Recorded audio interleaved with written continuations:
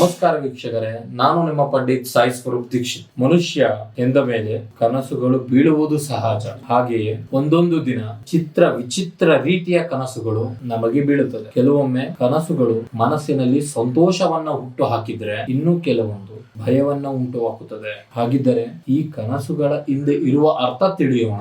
ಇನ್ನು ಮೊದಲಿಗೆ ಕನಸಿನಲ್ಲಿ ಯಾರೊಬ್ಬರ ಚಿತೆಯ ಬೆಂಕಿಯನ್ನ ನೋಡಬಹುದು. ನಾವು ಕನಸಿನಲ್ಲಿ ಯಾರೊಬ್ಬರ ಸಾವಿನ ಬೆಂಕಿಯನ್ನು ನೋಡಿದಾಗ ನಾವು ಭಯ ಪಡುತ್ತೇವೆ ಮತ್ತು ವಿವಿಧ ಅಸಂಬದ್ಧ ಮತ್ತು ಭಯಾನಕ ಆಲೋಚನೆಗಳು ಮಾಡಲು ಪ್ರಾರಂಭಿಸುತ್ತೇವೆ. ಆದರೆ ಸ್ವಪ್ನ ಶಾಸ್ತ್ರದ ಪ್ರಕಾರ ಕನಸಿನಲ್ಲಿ ನಾವು ಇತರ ಚಿತೆಯ ಬೆಂಕಿಯನ್ನು ನೋಡುವುದು ಶುಭ ಫಲಿತಾಂಶಗಳನ್ನು ನೀಡುತ್ತದೆ ಎಂದು ಸೂಚಿಸಲಾಗಿದೆ. ಚಿತೆಯ ಬೆಂಕಿಯ ಕನಸು ನಿಮ್ಮ ಆರ್ಥಿಕ ಪರಿಸ್ಥಿತಿಯು ಸುಧಾರಿಸಲಿದೆ ಎಂಬುದನ್ನು ಹೇಳುತ್ತದೆ. ಯಾರಿಗಾದರೂ ಹಣವನ್ನ ನೀಡಿ ಆ ಹಣವನ್ನ ಮರಳಿ ಪಡೆಯಲು ಪ್ರಯತ್ನಿಸಿದರೆ ಈ ಕನಸು ನೀವು ಆ ಹಣವನ್ನ ಮರಳಿ ಪಡೆಯುವುದರ ಬಗ್ಗೆ ಹೇಳುತ್ತದೆ. ಅದರಲ್ಲೂ ಅಸ್ವಸ್ಥರು ತಮ್ಮ ಕನಸಿನಲ್ಲಿ ಚಿತೆಯನ್ನು ಕಂಡರೆ ಅವರು ಚೇತರಿಸಿಕೊಳ್ಳುತ್ತಿದ್ದಾರೆ ಎಂಬುದು ಅದರ ಅರ್ಥ.